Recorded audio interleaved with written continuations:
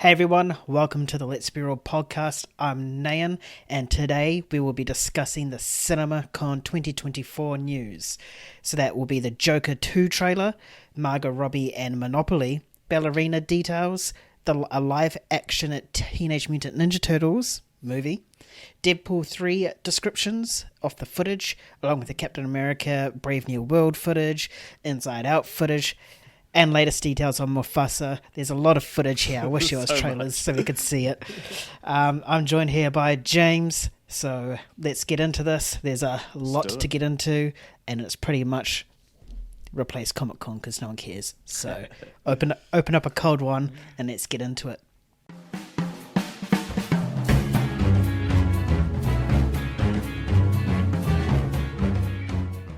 First one is the first panel, or one of the first panels that played was by Warner Brothers, and we got the much anticipated film Joker. Not going to pronounce the film name, but it'll be down below. You can see it in red. Stars Joaquin Phoenix and Lady Gaga, and directed by Todd Phillips. It's due to come out on October 4th. Has been described as music is an essential part of the film, but the film itself is still very similar to the first and its roots. So, James, you've watched the trailer before this podcast for once as well. Kudos to you. Everyone give him a clap. I always do that. I always watch it right before the podcast. But what I thought about the trailer, I was pretty unfazed by it. I know a lot of people loved it and, good for them and stuff like that. But I mean, at least with the first Joker movie, I find that to be an obscenely, highly overrated movie. I think it's good. I think it's well made. But people act like it's, one of the greatest of all time. I mean, just go look at the IMDb Top 250. It's right up there in the top 100, I'm pretty sure, which I think is just ridiculous. You pair that with its, double-digit Oscar nominations. Yeah. Undeserving of that. It was and it made $1 billion, which is fine, but it was clearly, taking a DC property, one of the most famous villains of all time, and putting him basically in an indie art house film. The way it was shot, the way it was paced, a real character study. And I thought that was good. I thought it was unique, and it's exactly what DC needed at that time. They really needed to refresh things up, and Joker really worked for them. So it doesn't surprise me at all that this one is more or less the same. Despite the fact that I thought the first one's overrated, and I still like it, it's just that with this one, I'm actually looking forward to it. And that is because of those interesting elements that we've been hearing about. When we heard it was going to be a musical, we're like, oh, whoa, what could this be? The fact that Joaquin Phoenix was so hesitant to sign on. I think he was offered $30+ million, and he still was deciding whether he should do it or not. So they've clearly got something compelling here. And the musical side of it makes it interesting. I have no idea what that's going to look like. Now we're getting, Harley Quinn coming into it, and I think Harley Quinn and Joker, that is going to be one of the most interesting comic book relationships in history. It's one that I've really wanted to see play out in live action, not the way that they did it in that Suicide Squad thing. And then they bring in Lady Gaga, not only to fulfill the role of Harley Quinn, but those musical elements as well. And I'm not saying Lady Gaga is an amazing actress, but I think she's really good when she's put in the right place. And this feels like one that could be right up her alley. I'm really excited. It honestly might be my most anticipated performance of the year. Just to see how that is going to look and feel, and if she can really stand her own against Joaquin Phoenix. Because what he did in the first movie, man, masterful performance. But the trailer itself, it's more or less just more Joker with Harley Quinn added into it. You don't really get much of a sense of the musical elements. You see some parts in there. At times it felt like La La Land, the lighting, the silhouette shots. I had the same thoughts. Yeah, and just the way they're dancing, and I'm like, I gotta say, it looks a lot better than the first one. It seems like they've really doubled down on that really, artistic cinematography with just, really, really great lighting. I'm super, super excited to see how the technical side's going to turn out. But this didn't really give me anything to make me more hyped for it. But it didn't give me anything less to make me less hyped for it, if that makes sense. So it's a good trailer. It just keeps me being like excited for it. I think it was my 8th most anticipated, so it's deserving of that so far. What about you? Are you more excited for this one now? Because I don't think you didn't have it in your top 10. No honorable mentions. I can't remember. You had on your honorable mentions, yeah. Oh, do I? Yeah. Yeah, I'm a little bit excited now. I like how it's keeping the same tone. If not, it's going a little bit more darker as well. Yeah. And I really like the visual, the cinematography and stuff like that. You know, I think one of the best ones we get at the end of the trailer is when someone, assume it's Harley Quinn, like draws like a little U on like the glass, and then like Joker slowly leans back and smiles, and it's just, you know. So That's I thought good. that was really, really creative, and there's a lot of creative stuff as well, and you can clearly see that they're bringing the musical side of it. You know, that bird's eye view of Joker walking through the prison, and it's just like bright umbrellas. That's probably going to be a musical scene, and there's just a whole lot more, and I think the lighting is going to be fantastic in this film as well. Yeah, I think you pretty much covered a lot of what I was going to say. I definitely get that. I definitely get a lot of that La La Land vibes. I was thinking exactly the same thing as well. Yeah. When I was first watching the trailer, I sort of thought, I wonder if this entire movie is just going to be played out in Arthur Fleck's head. So he's imagining having this like relationship with Lady Gaga's, you know, Harley Quinn. girlfriend and Harley Quinn and stuff like that, but it's actually not real. I did get that thought. Yeah. So, yeah, I guess I have to wait and see if I'm right. Probably not. Probably far from it. Yeah. But you know how there are some shots there where you just get that sort of vibe, where it's just like, oh, is he imagining this, or is it actually happening? No, I don't know. I mean, question for you before we move on. Joaquin Phoenix, he won the Oscar for his performance. Can he do it again? To be fair, did anyone really think he was going to win the Oscar before Joker released? So, yeah, same thoughts as well. I don't think anyone's going to think that he's going to win the Oscar again. But hey, it's Joaquin Phoenix. He's a talented actor, and I wouldn't put it past him. You know, back-to-back Joker performances, back-to-back Oscars. There's a story right there to be told. Well, that might be if he was to win, man. That would probably be the first time someone's ever won Best Leading Actor for the same character. I can't think of any other examples. Me neither, because usually it's just one and done sort of films. Exactly, yeah. We'll see what he can bring, though. I'm excited to see what he can take on here, because it seems like it's going to be different. So, yeah. You guys watching at home, do you think Joaquin Phoenix can go back-to-back as a Joker, take back-to-back golds as with the Oscars? Let us know down in the comments, and also let us know how you think or how you felt about that Joker 2 trailer. Alright, moving on in what seems to be the board game and video game queen, that is Margot Robbie. She is set to produce a film for Lionsgate, and the film that she is producing is the board game Monopoly. That's all we know. That's it. Do not James, pass go. Do not pass go, and do not go to jail. So, James, how is this going to work, and what are your thoughts on a Monopoly film? Oh, man, it feels like whenever we do podcasts, like every few weeks, I have to try and envision how a Margot Robbie produced film is going to look and feel. Like, we've just done it with The Sims, and now we're doing it with the Monopoly. Can't wait to see what we're going to do next. I have no clue what it could be.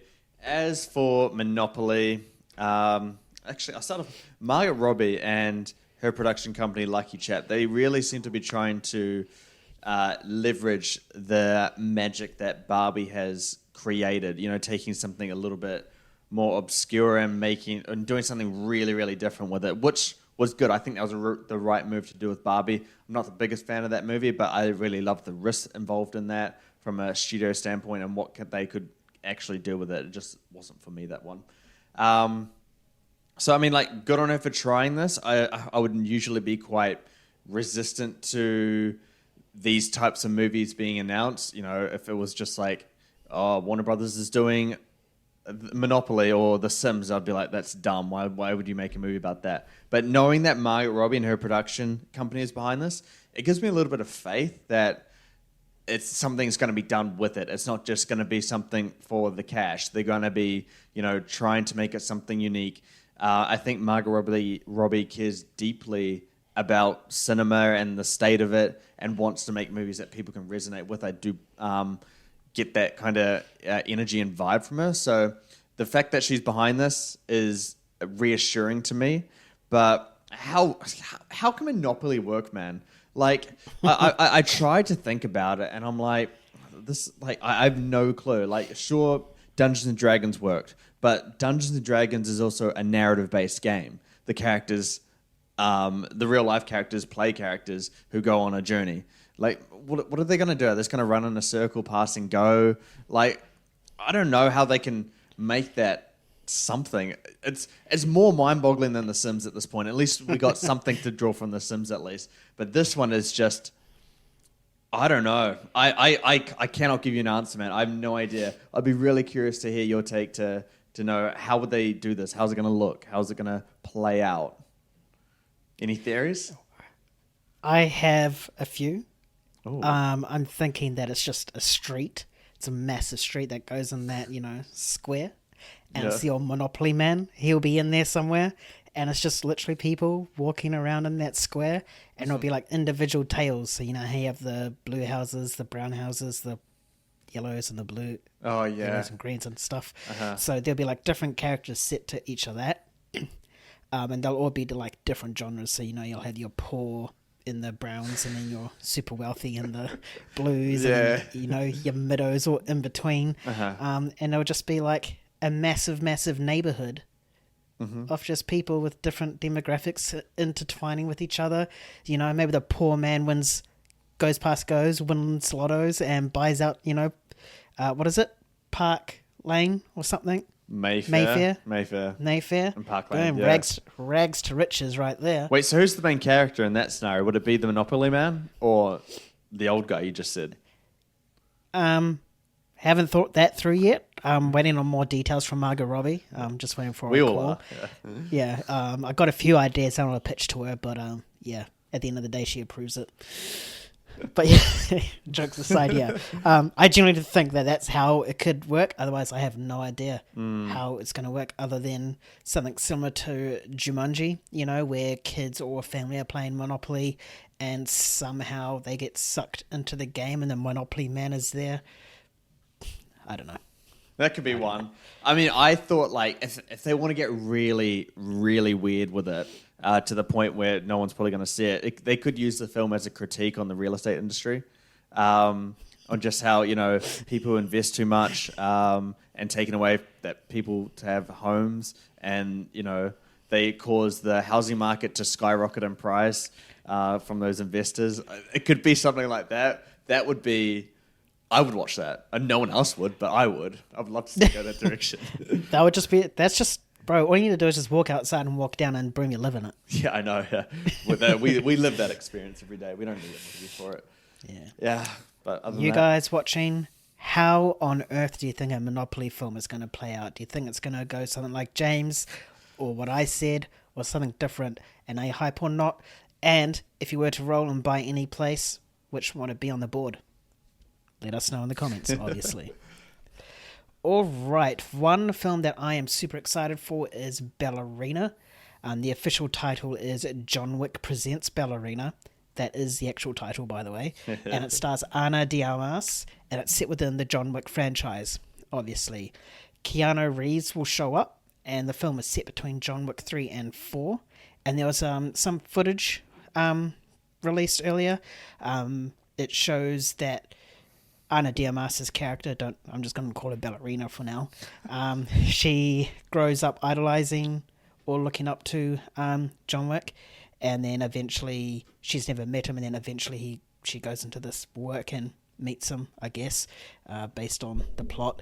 And there's a description of a sword-heavy action piece in Russia on snowy fields or snowy mountains, and the action is on par and similar with the rest of the John Wick franchise. So, that real technical sort of hand-to-hand and gun-to-gun sort of combat. So, James, besides the title, are you excited for this film now? Besides the title, excited might be a strong word. I'm looking forward to it, because anything John Wick related, I'm going to be excited for. I love the John Wick franchise. And the fact that, I heard that it was delayed even further to add some of those set pieces and more action in it and stuff like that, which I think is perfect for this because these movies don't really need to be anything more than action driven. I think that's kind of their style and that's what they suit. They don't need to be, heavy character pieces, with, a really complex narrative or anything like that. I think just full on action and make the action the most complex thing in the movie. I think that's the way to go. So the fact that they're sticking to the John Wick, I guess, model is probably the safest bet. It's one that I agree with. So I have to be looking forward to it just on that thing alone. The thing that does worry me is the fact that it is now called John Wick Presents Ballerina and that John Wick himself shows up in it. And the fact that it's about Ballerina or Ana de Armas's character idolizing John Wick. It's like the studio, they want to do a spin-off of John Wick, but not completely.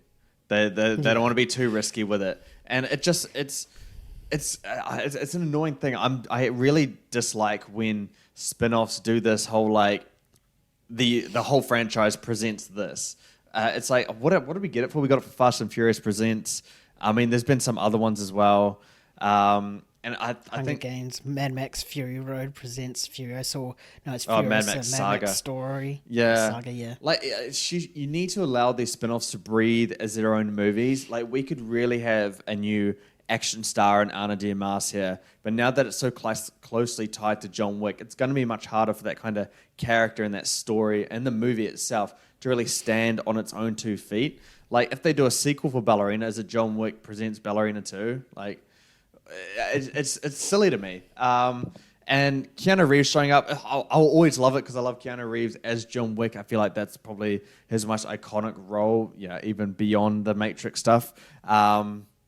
So, yeah, it's him showing up as like, I'm torn on it.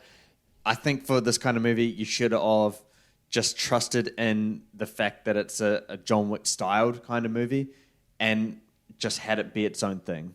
Should have just left all this John Wick stuff out of it. And, John Wick was meant to die in Chapter 4, and now he's coming back. Isn't there John Wick 5 confirmed now? Like, the franchise is kind of heading in a little bit of a silly direction, and it was going on like such a strong start. I hope John Wick isn't in it much, and that Ballerina stands on its own 2 feet. If it's as good as it sounds, it could be the start of a genuinely great action franchise with a female lead, which is what we've been wanting. So, yeah, I think it should have been separated more distinctly from John Wick. Yeah, well, we don't know exactly how much Keanu Reeves is in it. He could literally be in there for like 5 minutes, just having like a bumping into Ballerina or something like that, or he could be a side character or a co-main character, who knows. But I feel that'll mainly be set with Ana de Armas's character, just because it seems like as if it's going to be set on her way making up through the ranks or something like that, and then going over to Russia just to have a kick-ass sword fight. I mean, we haven't really seen swords in John Wick, so I'm really intrigued to see how they do that. We've seen loads of swords. Yeah, really? I think it was in the final act of John Wick 3. It's a big sword fight. I might be wrong. There's just so many sharp things in John Wick movies. I kind of they all blur together at some point. That's true. Yeah. But yeah, in regards to my hype, because I think this was on my top 10. I can't remember. It was my honorable mentions for sure. Well, it might have been on my honorable. I have no idea. Yeah. No idea at all. But I think my hype is just exactly the same. I'm still a bit cautious, just especially with these details. I do like how it's set between John Wick 3 and 4. Yeah. Because obviously it needed to be set somewhere. And I really like how the action is similar to John Wick. And I'm just excited to see what sort of interesting sort of shots and fight action sequences they can do. Yeah. But I'm with you on that title. It's absolutely stupid. Like, fuck. It's just dumb, man. I mean, Ballerina sounds cool. I would have should have kept it that way. But that footage you described sounds cool, and like Russia and like in the snow and a sword fight. That sounds sick. I'm still excited for it. Yeah. Could you guys get behind that? Could you guys go to Russia and have a sword fight in the snow? Let us know down in the comments, and let us know if you enjoy the title of John Wick Presents Ballerina, or if you think it should just be called Ballerina, or something else entirely. Yep. Now we have new details in regards to Teenage Mutant Ninja Turtles, and I'm not talking about animated, we're having a live action, and this live action one is not for you kiddies either. It is an R-rated live action film. It is set in a future post-apocalyptic New York City, and it is based on a comic.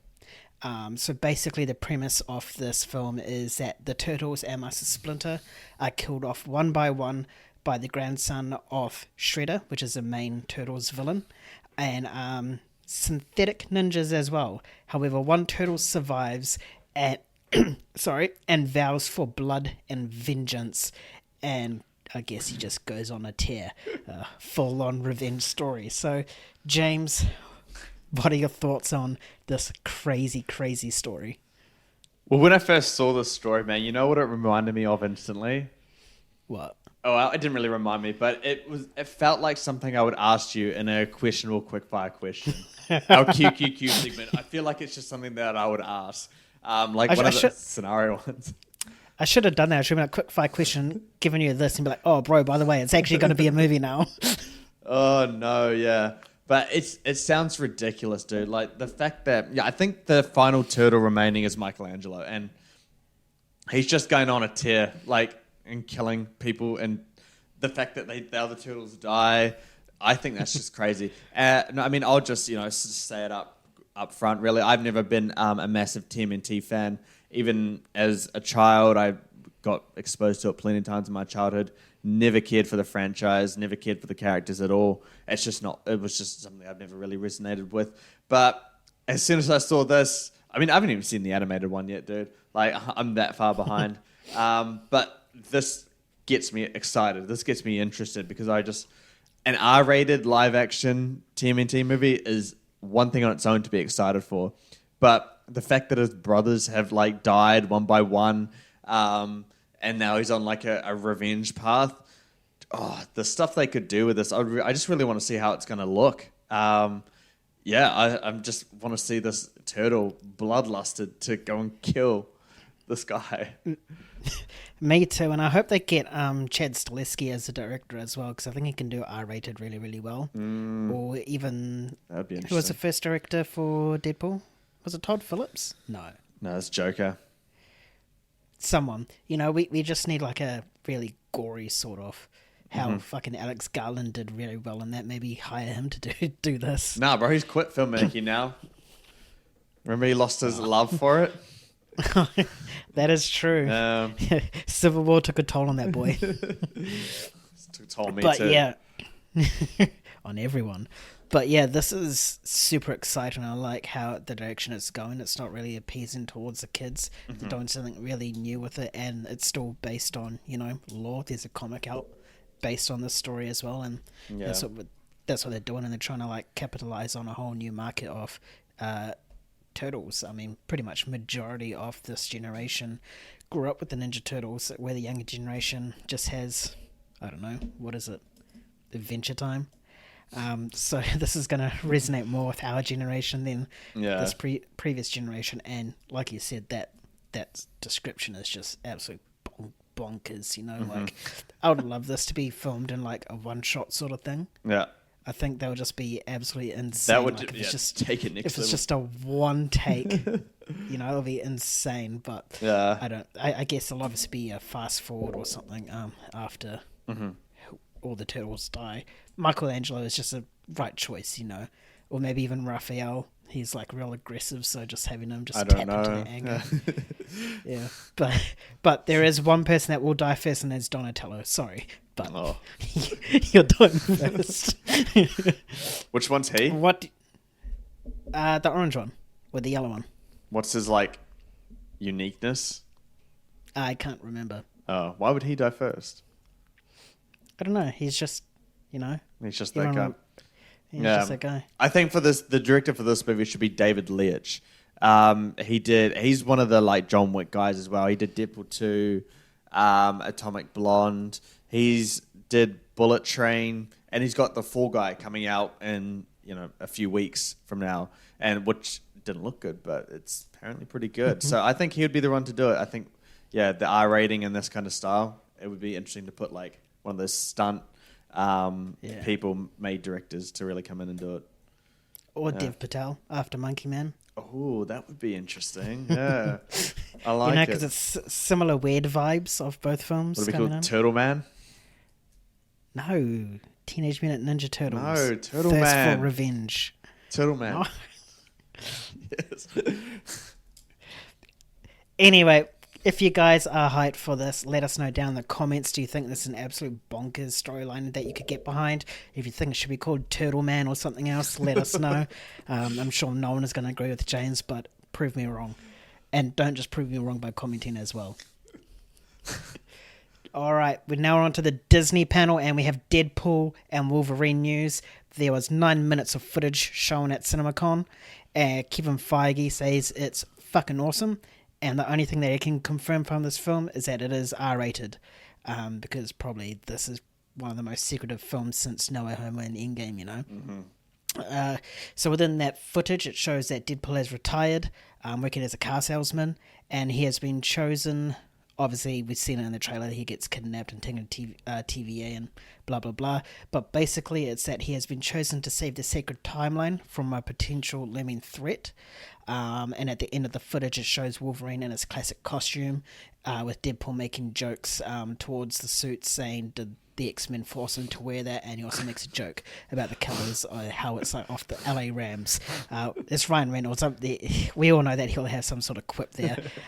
So, James, what are your thoughts on this footage description? Well, I think me putting it as my 5th most anticipated movie might actually pay off, dude. Everything I hear about this movie is everything that I want from it. Just, you know, it appears the desire to want the MCU to move forward, the fact it involves the TVA, a looming threat, which I think would probably be, you know, the big bad of this multiverse saga, whatever they're calling it. The fact that, the MCU story is now finally, after fucking like a year of us complaining, dude, it's actually going to be moving forward now. It's going to be a ton of fun. You're going to have good jokes. You're going to have Hugh Jackman as Wolverine. I think there's just so many reasons to be excited for this. And it's not something that I'm going to go into and expect, you know, a Marvel masterpiece or anything. I'm going to go into this wanting fun, and I think that's going to be delivered 100%. There's just no doubt in my mind that it's going to be a ton of fun. It's going to be different from every MCU movie we've had so far because it's R-rated, and it features kind of not new characters, of course, but new to the MCU characters. So we're going to be seeing that Ryan Reynolds and Hugh Jackman come in and interact with MCU properties for the first time. Not to mention the cameos, and you know, I'm not always for cameos, but I'm not always against them either. And if it's something like the multiverse where they go through different timelines, the cameos make sense. They're not just in it for no reason. It plays a humorous part to it. I think people get angry about cameos all the time, but I think with a narrative and a storyline like this, I think it does justify. I'm really, really excited for this movie. I just hope I don't get annoyed by the Deadpool character like I did in Deadpool 2. That is the only thing that I'm worried about at this point in time. What about you? Because it did not scratch your top 10. I don't think it didn't come to your honorable mentions. Yeah. Yeah. I think this is the L that I'll have to take this year. Unless we get another strike and it gets delayed till next year, then boom, I can sneak it in. No, and you redeem can't. myself. You're not going to get We're it gonna again. go back-to-back years. Let's make it. But yeah, holy shit, I'm so excited for this now. You know, just the fact that it's full-blown R-rated Deadpool in, you know, the PG sort of MCU. I think that's awesome. Yeah. The description is classic Deadpool, you know. He's like, you could like almost imagine it, how he's like retired and just like making jokes as a car salesman, gets kidnapped, and then he's like making fun of Hugh Jackman. I mean, it's basically just Ryan Reynolds and Hugh Jackman, you know, bantering. It's exactly what we're going to see on screen, so that's awesome. And the fact that this is going to lead a huge part in towards the further storyline of Avengers and mainly Secret Wars as well. I think it will be very hard to find someone out there that has something negative to say about this right now. Yeah. That's not a troll, obviously. Yeah.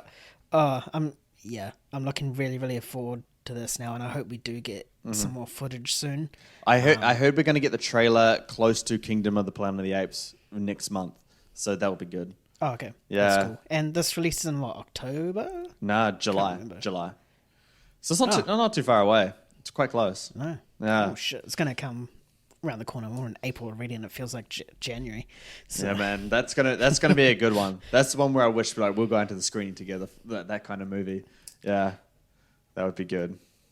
Yeah, flights booked, lad. you come over here, mate. But no, it's just funny because like the Deadpool and Hugh Jackman character, it's just kind of it's gonna mirror us a little bit. You know, you're the Hugh Jackman, the angry one, and I'm just the one joking and pissing you off. So. I mean, that's what I'm going to think about when I watch Pretty much. And, you know, I am Wolverine. I am his height, just brown. So. Yeah, exactly. All right. Are you guys hyped for Deadpool and Wolverine now? Let us know down in the comments. And are you super excited that this is going to lead into Secret Wars? Or do you think another film should be taking that charge and lead? Be sure to let us know. Keeping on the MCU train, we've got some footage description and new details about Captain America Brave New World. So basically, the footage shows that Thunderbolt Ross is now the president.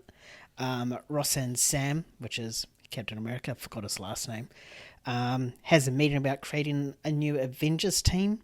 And then there's like a presentation press event for this where Thunderbolt is presenting this, and then during the presentation a mysterious villain takes control of the speakers and mind controls the audience, and then that happens, and then there's like, you know, your quick fire snaps of action pieces, and one of the action pieces it shows Captain America being attacked in the White House. So James, does this change your hype? Does it make it more, or does it make it less, or is it still the same? I don't care. That's all I gotta say about it, man. I mean, there's just nothing to be really looking forward to in this movie personally for me. I mean, Thunderbolt Ross, that is now Harrison Ford, right? Oh, yeah, sorry, I forgot to mention. Yeah, what happened to the other guy? He passed away. Oh, did he? pretty sure. I didn't know that. I didn't know that.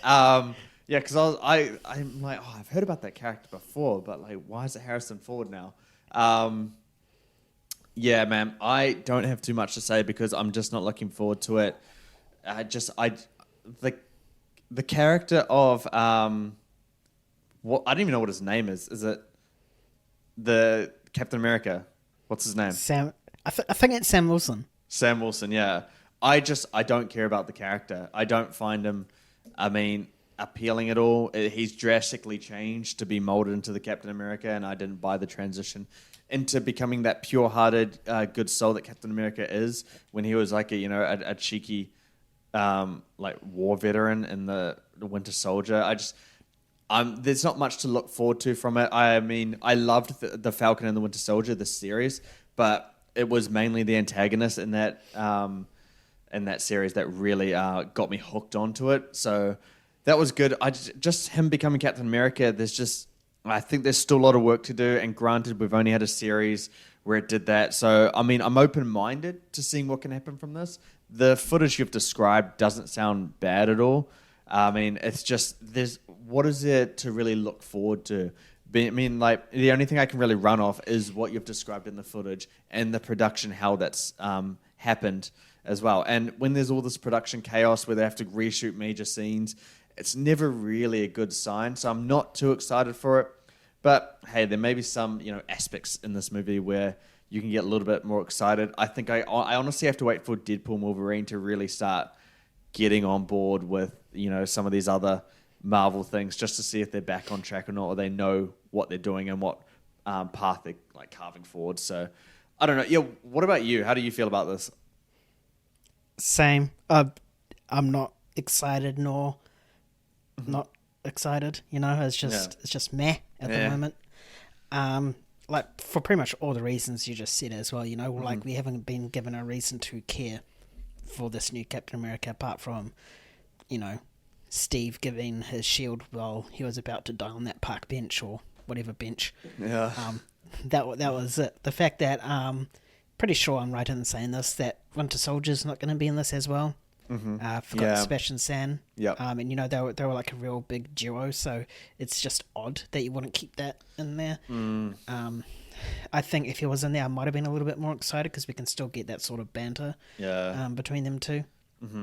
But yeah, just the fact that nothing about this screams exciting. The film was originally called Captain America: The Serpent Society, and it was based on the group The Serpent Society.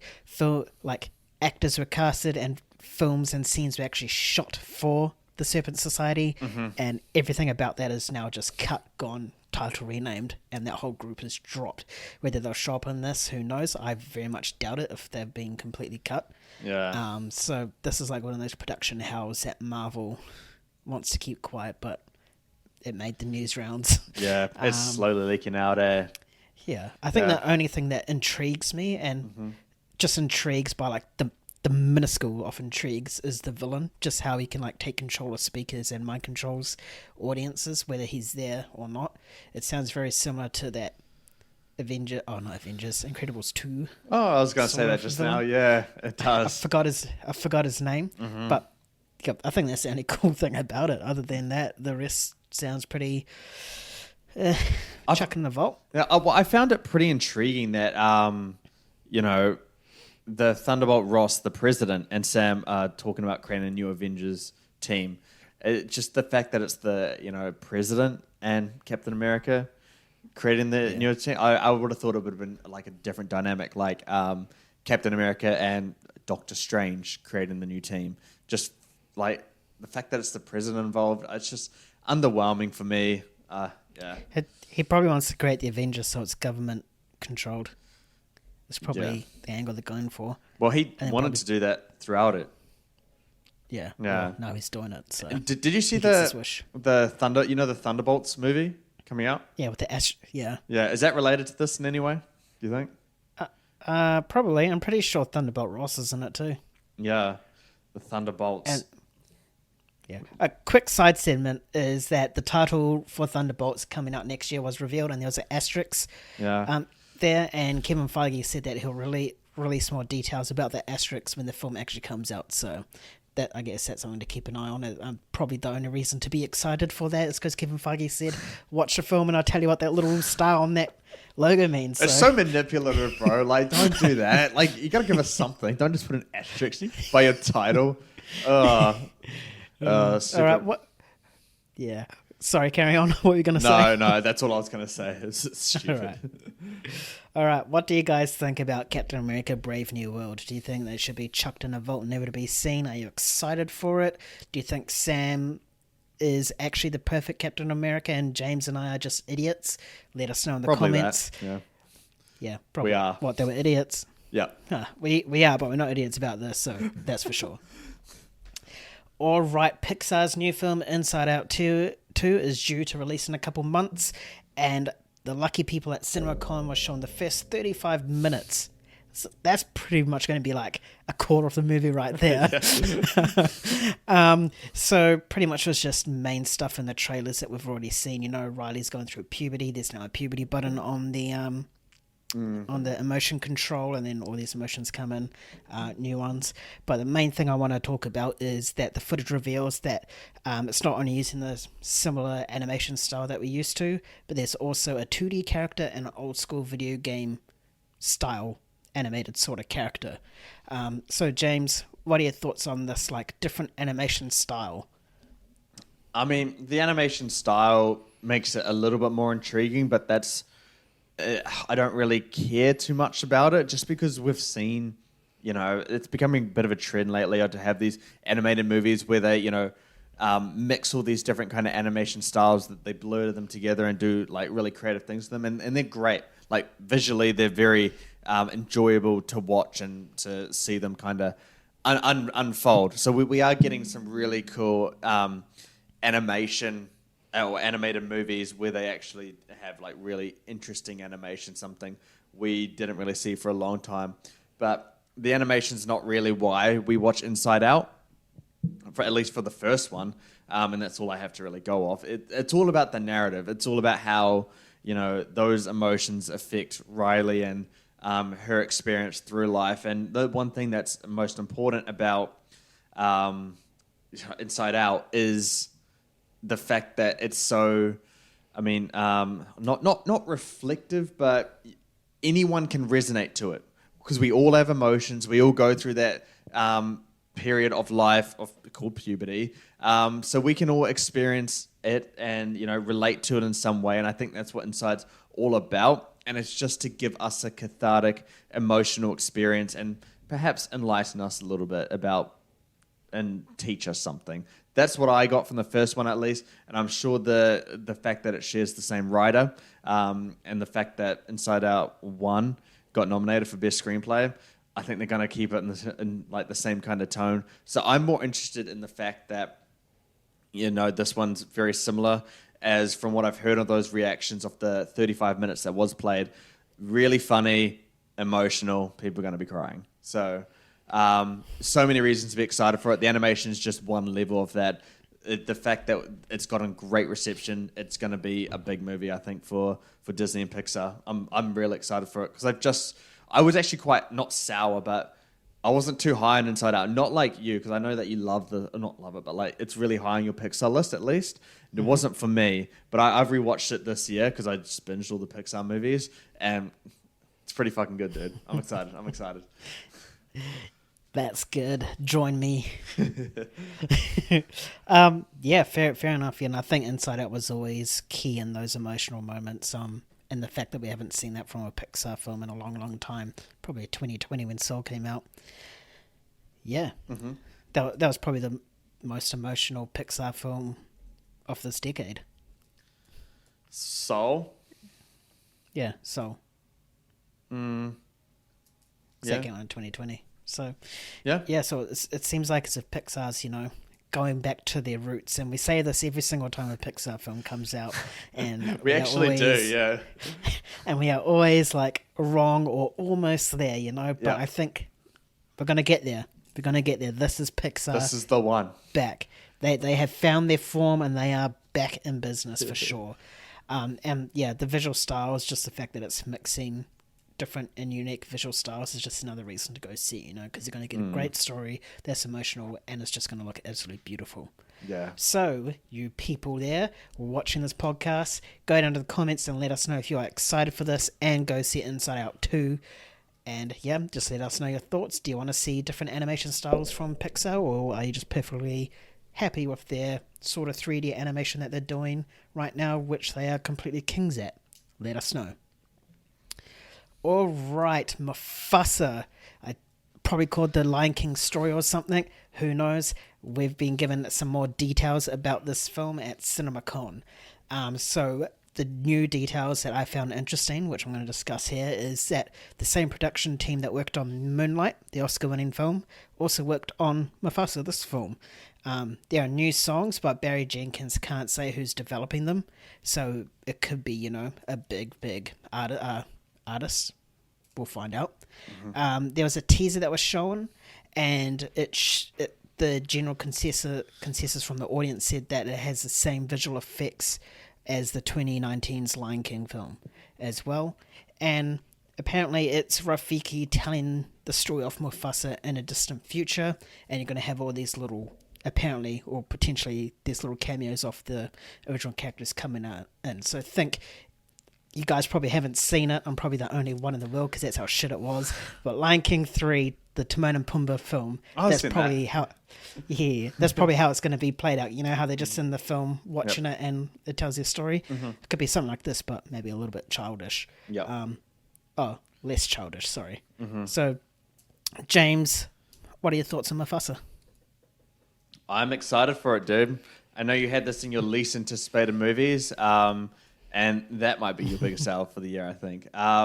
This gets me, extremely excited because, I was torn, and I think I had it in my honorable mentions. I just couldn't put too much faith in this because the 2019 Lion King, the live action one where it's just CGI. I hated that movie. I really don't like it. I think it is an embarrassment to the film industry. And I don't think I'm overreacting about that because it's just a cheat. It's just a cheat. I hate it so much. And it was just the same but worse. Like just live action animated, but worse story, and they can't express emotions. So the fact that we do keep the shitty CGI effect for these characters is a negative about this movie. And I don't know how Barry Jenkins overcomes that, because the animals cannot express, happiness or sadness because they're animals. And if you're gonna animate them to, be sad and stuff, then they would look horribly morphed and kind of gross and not like a lion anymore. So the fact that you have this animation continuing, the same kind of visual effects, that is the worrying part about this. But if there's anyone that can change this, man, it's Barry Jenkins.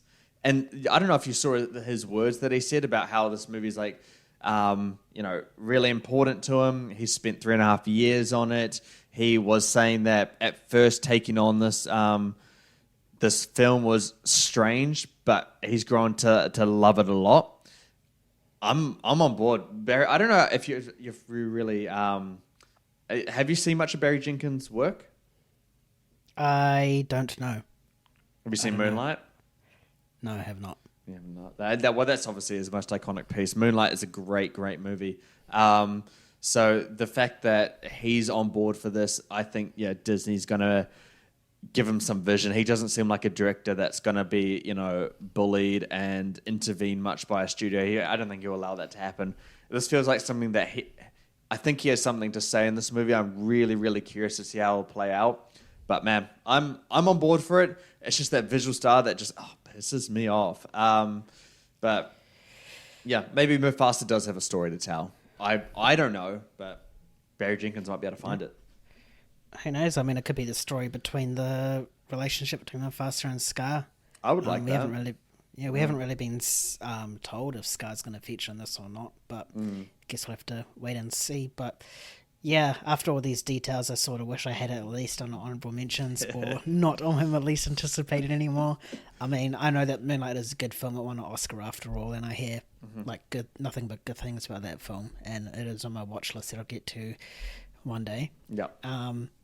And the fact that that production team is working on this is, a big win. You're totally right about the visual styles. I mean, live action animals don't really work unless, it's Scooby-Doo. Yeah, but he doesn't look like a real dog. Like, he's goofy looking and silly. I mean, but it's intentionally done so that character can look scared and be happy and high or whatever he is, or do farts and stuff like that, Like, yeah, I think the most interesting thing about this for me is that it's Rafiki telling the story of Mufasa. Yeah. Probably to either Simba or Simba's kids or something like that, I think that's really, really interesting. And the fact that it's like a little nod to Lion King 3 as well is just awesome. So I'm really excited to see how that plays out. And whether it's goofy or if it's just like Rafiki telling the story and then it cuts to the actual story and then him at the end. Or if it's going to like interchange between present and past, Yeah. But yeah, I'm a bit excited for this now. I want to see a trailer. Well, I mean, I just think with Barry Jenkins, bro, he's going to go really deep into this. There's going to be some real, quite some heavyweight themes into this. I think it's got if it's going to be Barry Jenkins' vision, it's going to stun the casual movie-going audience, because they're going to go into this thinking, it's another Lion King movie. I'll just waste my money buying this. And then they'll come out, they're like, whoa, what was that? I mean, very similar to like Joker, where it's like, a superhero movie, that'll be fun, let's go see that. And then it's like some like art house thing. It could be like that. We'll have to see. But I mean, yeah. I mean, you had The Fall Guy and Mufasa on your least anticipated things. I'm taking big L's, Like, well, to be fair, Fall Guy, that was a given. The Nayan curse is real, guys. Wait for our least anticipated for 2025. They're going to be great. Yeah, I'll chuck Fantastic Four on there and watch it be good. He's going to do that for us. Yeah, I'm taking a bullet right now for the cinema industry. Mind you, I think your other least anticipated was stuff like If and Garfield, and I have no hope for them myself. So, hey, they're on my list. They're going to be 90%. Garfield. Have you seen the post of Baby Garfield? Baby Garfield? Yeah, it's like there's like a poster of like Baby Garfield, and then next to it is like the Alien poster. Just crack up. It's going to be like that Deadpool thing where they just put that character in front of the thing, and it's going to be like their entire marketing campaign. Yeah, they just replace iconic posters with the Garfield character. They're already doing it with what, Dune? Yeah. All right. Before I piss James off even more, that's going to do us. Let us know what you think about Mufasa. Are you excited for it? Are you on James's bandwagon? Or are you on mine where it should be least anticipated? Let us know and back one of us. You can't be like, oh, both. There's only one winner. Him or me. Let's do this. Me. Okay.